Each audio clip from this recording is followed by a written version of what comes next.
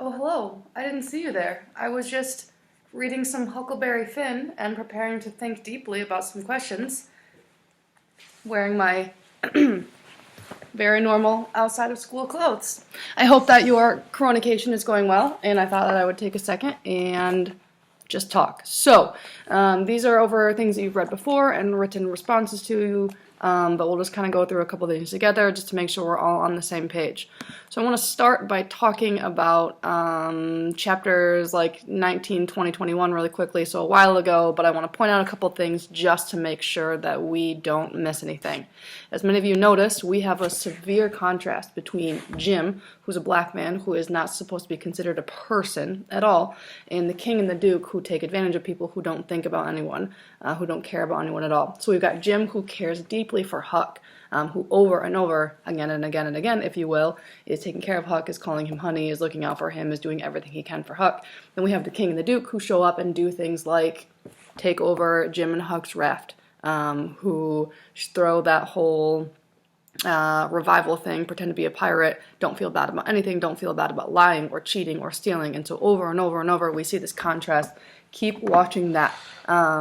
I think that's one of the things that Twain is pointing out, that the people who look like they have it all together, like the Grangerfords and the Shepherdsons or the King and the Duke who are white and stuff, are actually not the heroes of the story at all. So there is something to look for carefully throughout the rest of the book.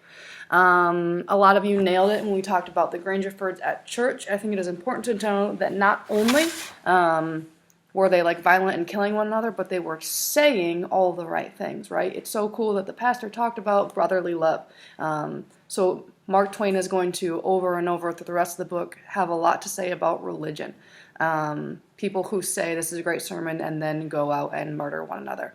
Or the king and the duke, something to watch for is that they will keep saying things like, Providence wants this for us.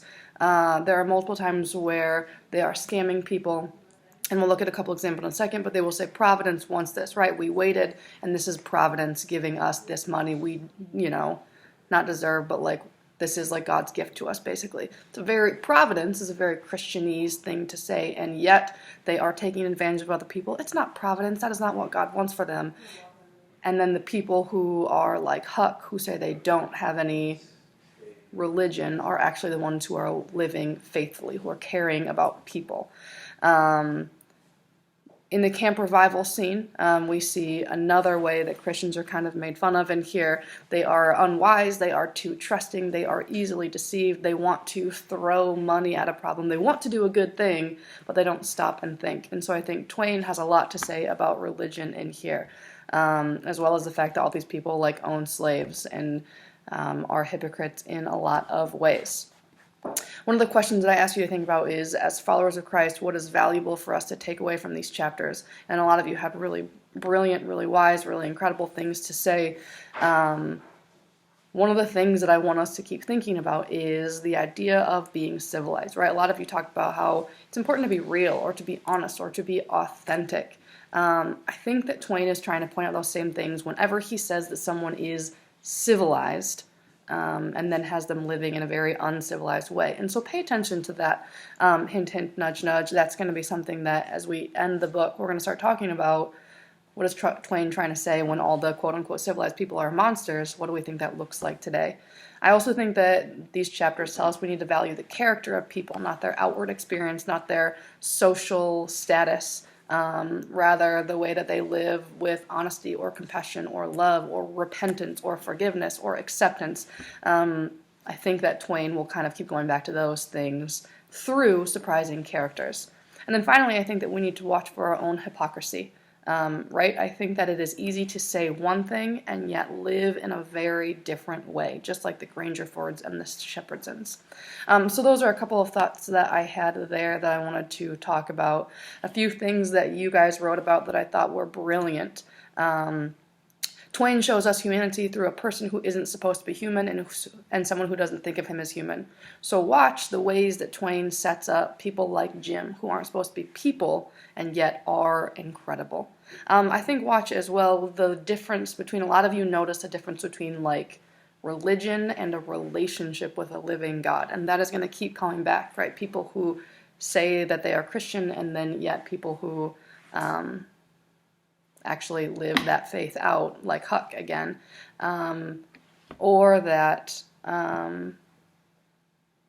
what was the last one I wanted to say? Oh, that black men and black people, or the people we don't expect in general, can have hearts and can feel the same emotions we do. So Jim feels deeply, and I would argue in a lot of ways, better than like the king and the duke or the Grangerfords or the Sheppersons, who care about like status and the way they look and then are just like murdering one another. So those were kind of some thoughts that I noticed from what you guys wrote, which was awesome. And now I just want to go through a couple chapters and point a few things out like I would in class. So I'm going to start on page 144, 145. Feel free to follow along if you would like to, with the whole Boggs and Sherburne thing. So remember, a quick reminder is, and again, we're going to do some plot stuff, but also I want to set you up for like later in the book. So some of this stuff will be reminders, but some of it will be matter down the road. So we have that the Sherburne guy who killed a guy named Boggs. Boggs apparently is like harmless, like he's a drunkard. Everybody knows this, but he was doing whatever outside of Sherburne's house, and Sherburne was like, you have to tell one to be quiet. He didn't, so Sherburne killed him. Naturally, as you do when people are being annoying. That was sarcasm. Mark Twain would approve of that joke. So they swarmed up to Sherburne's house because someone had said that they should lynch him. And this is the part that I told you that like this little segment took Twain 3 years to write. A part that matters is this. About a little over halfway down 145, it says this, like the mob shows up at Sherburne's house. Sherburne never said a word, just stood there looking down. The stillness was awful creepy and uncomfortable. Sherburne ran his eyes slowly along the crowd, and wherever it struck, the people tried a little to outgaze him, but they couldn't. And that sets up like what Twain's major point in this is. Sherburne goes on to say, you are not men. You can't meet my gaze. You want to come here as a mob to lynch me, to kill me, to, you know, like make me stop killing people, but none of you is a man, right? You're all just following the crowd. You're all following one another. And so again, on 146, he kind of makes fun of them. He says, you think you're brave because you're in a group, but you're not. None of you are going to make a move. None of you are going to do anything, right? Whether it's right or wrong, you're just going to stay in your group. This reminds me of that chunk that we've talked about, I think, before from To Kill a Mockingbird, where the mob comes to kill Tom Robinson, and it's Scout and Jem who come out and like remind Walter Cunningham Jr.'s dad, right, that they are people, that Atticus is a person, that Tom is a person, and they humanize themselves and they humanize the people. It's the exact same kind of thing, right, where people are brave when they're together and yet more compassionate, but also sometimes more cowardly when they are one-on-one. And so Twain is trying to say a lot here about what we think about bravery, or like the courage it takes to be different than the people around us. And so Sherburne basically calls them and he says, I know you're not going to do anything because you're all cowards. That thought is going to keep coming back. So keep tracking that. And then we jump through the king and the duke, and they're just taking advantage of people, and the king and the duke drive me nuts, and yet they're also weirdly smart because nobody comes to their show Romeo and Juliet, and so they make a sign that says, ladies and children not admitted. And then, of course, 1 million people come because everyone wants to see something that's like risque or inappropriate, which again, Twain is trying to tell us something here about the way that people are. One quick thing about like their show, it talks about how like they sell all these tickets, and then one of them comes out and like is naked and is like jumping around. I just want to be clear that like that's literal, like that's actually what happens. They get all these people come to this show, and all it is they take turns taking off all their clothes, putting in a bunch of bells, and prancing around naked. That's it. And this book's so fun. And so, as you maybe remember, by the third day they have to leave because people have figured out. But again, before they leave, there's a really important thing that Twain is trying to say about humanity. The first night, everyone's really mad. They want their money back. The king and the duke refuse to give it back. And then all those people, rather than going and telling all their friends, don't go to this show, they don't want to look dumb, and so they tell everyone the show was great, you should go to it, because that way they all get fooled, because they think it's better if my friends all get fooled rather than me getting fooled alone. Right? So there's this idea of like something's not wrong or something's not as bad if we do it together, which I think in some ways is like healthy and good, but in the ways that Twain keeps pointing out, groups of people can be really scary, or really manipulative, or really stupid. So then the king and the duke leave, and we get to the part where I start to really, really, really dislike them. They show up in town and start to steal money from those poor orphan girls. I'm assuming that at this point, like, you know the book well enough that when the king and the duke were on that boat and that one kid was like telling them things about the town and they were asking questions, we can start to see where this is going, right? So we have the king and the duke who ask him question after question after question to learn about the family, to learn about the town, to learn about this guy who died, who they find out is rich, and so they're obviously going to impersonate them. Like, you could probably see this coming, which makes me really mad at them. And so the king and the duke show up in town and they pretend to be the brothers to the Wilkses, George and Harvey, and they are going to pretend that their brother was Peter, the really rich guy who just passed away. And so again, in here, I'm not going to summarize the plot too much because I think that you get it from what I'm reading, you're understanding things, but a few things I want to point out. On page 162, we have a line that a few of you noticed. The king and the duke going and going and going and like pretending that they are like mourning their dead brother. And Huck at the very end of chapter 24 says, "It was enough to make a body ashamed of the human race." And so the question that we've kept wrestling with, or I've kept wrestling with, and nudge nudge, it's going to come back, is Huck a good person? This is one of the first times I think where he acknowledges, where he notices, not just you noticing through him, but he notices that something bad is happening. And he is ashamed of these lies. And so I want you to keep watching. And some of you have started to pick up on this as well, but like, the king and the duke tell lies to hurt, to destroy, to like get things from other people. Huck, like we've talked about, tells lies to help other people. And it's interesting because, and there are more examples of this later, Huck kind of falls apart when the lie isn't to help someone else. The girl that he calls Hair Lip, almost figures out that he's lying later, and we'll get there later, but because he can't keep his lie straight, because he forgets that either the king or the duke is supposed to be a pastor, and so he talks about them sitting still at church. Huck can't keep his life straight. I think because deep down, like, he's starting to become a better person and like wants to do good in the world, which is pretty beautiful. And so multiple times, again on page 164, he says, "I've never seen anything so disgusting." And then there's the part where, like, which one is it? The duke, who is pretending to be deaf and mute, is saying, like, goo, goo, goo, ga, ga, ga, all the time, like a baby that can't talk. These are, like, Twain is pointing out how dumb people are for buying this lie, right? The king and the duke kind of suck. And yet people are, like, buying it because they want to believe the best in people, which, again, I think is a beautiful thing, but also, like, Twain's trying to say something about, like, discernment in here.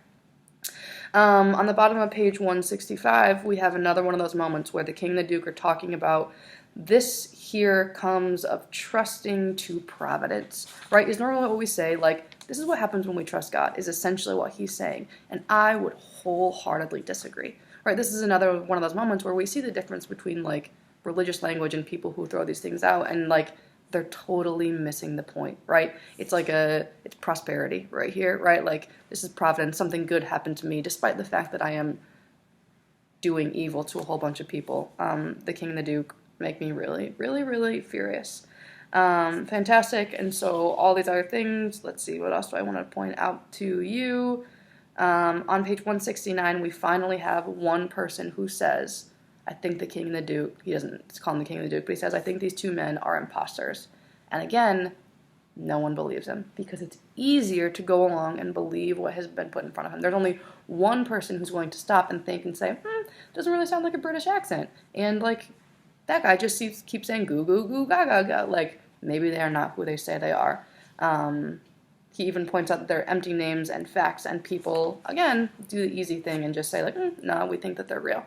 And then on page 170, he says, I wash my hands of this matter, which reminds me of Pontius Pilate, who says, like, I wash my hands of this matter right when he's going to let all the people kill Jesus. And again, not whatever. I don't know if Mark Twain was going for that, but this is one of those moments where I see, like, the damage that can happen when you see the wrong thing happening, you point it out, and then you just say, like, I wash my hands of this, and then let things happen the way they may, right? I think that this doctor had maybe a chance to change the way that things went. And then in chapters 26 and 27, we start to see Huck really get moral, because he spends a couple pages talking to the daughters who are getting taken advantage of. And I think that this matters a lot because on page 174 and then 175, he starts to say, this is a girl that I'm letting the old reptile rob of her money. And then a minute later, and this is another one, because there are 3 sisters, this is another one I'm letting him rob of her money. And then on 175, and this is another one that I'm letting them rob of their money. They make him feel at home, he says, and now he feels angry because he's amongst friends and they're stealing the money. The king and the duke are stealing the money from them. And then over on page 176, and again, I think this is Twain's main point here, so I'm sorry this is getting long, but Huck says, the bottom quarter of 176, that made me feel pretty bad. About an hour or 2 ago, it would have been a little different, but now it made me feel bad and disappointed. The king rips on and says, yada, yada, yada. So the reason he feels bad is because the king and the duke, again, are talking about, like, taking advantage of these girls. They're going to take all their money. They're going to sell their property. They're going to get rich, while these orphans are going to be left with nothing. An hour or 2, it would have been different, but now it made me feel bad and disappointed. And the question is, what changed, right? An hour or 2 ago, Huck would have let the king and the duke rob these girls blind. And now he's really, really against it. What changed? He talked to them.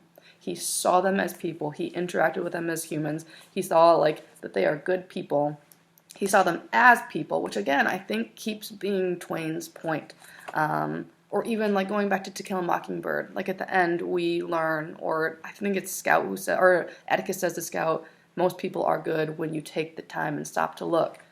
Huck took a second and saw these girls as humans, and now he doesn't want them to get robbed blind, because that's what you do when you take the time to stop and get to know somebody as money, or as, yikes, I just saw the word money, as people. People are not money, people are people. And I think that that is what Twain is trying to say. So then there's a lot of plot stuff. I think that we probably picked up on that. Huck decides to try to steal the money and then give it back to the girls, to write them a note later to tell them what happened, because he doesn't want to tell them right now because he thinks that they're not good enough liars, and so he's making this plan. Things go haywire. The money ends up inside the coffin. We'll see what happens with that. In the middle of the funeral, there's a dog that's barking outside, and then the undertaker goes outside and, like, silences it, and he comes back in and says, he had a rat, which is Mark Twain trying to, like, make these people realize, like, there's a rat amongst you. It's the king and the duke, etc., etc., etc. So the last thing that I want to talk about is when the king and the duke have all the slaves who belong to the Wilkes family sold, and the daughters are crying, the families are crying, the men are going one place, and, like, some of the children are going to another place, and the wives are going to another place, and Huck lets it happen. And so even though he's had this, like, moral shift, and even though things might work out in the end, we don't know what's going to happen yet, Huck still lets these families be separated. And so I realize this is kind of a downer of a place to leave, but is Huck a good person, right? Is it okay? Is what he's doing okay? I have my own opinions, but I want to wrestle with you with that. So we're going to come back to all of these thoughts and ideas. Congratulations. If you watch this entire video, email me and I'll give you a special surprise treat. I'll make it worth your while. But the end question is, I think we see moments where Huck is truly changing, right? Truly intentionally becoming a better person, and he still has a blind spot, right? He still is going to let these families be separated and stuff. So pay attention to that. Keep thinking about that. Keep thinking about some of the things I pointed out. You guys are awesome. I hope that things are going well, and there will be more videos later, and I hope that you have a great day.